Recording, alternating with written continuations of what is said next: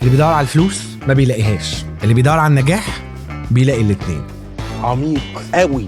انت بياع، انت سيلز مان، وعندك قسط بتاع عربيتك 20000 جنيه وعايز تنزل تجيب ال 20000 جنيه. انت سهل كبياع شاطر تنزل تعرف تجيب ال 20000 جنيه وخلاص. ده بتدور على فلوس ونزلت جبت 20000 جنيه وخلصت. الشهر الجاي يبقى عندك نفس المعضله، الشهر اللي بعده هتفضل عندك نفس المعضله، فهتفضل طول عمرك تدور على ايه؟ على الفلوس. فده الكونسبت بتاع ان اللي بيدور على الفلوس ما بيلاقيهاش. بص بقى، نفس البياع خد برسبكتيف تاني. انا مش عايز 20000 جنيه، انا عايز ابقى نمبر 1.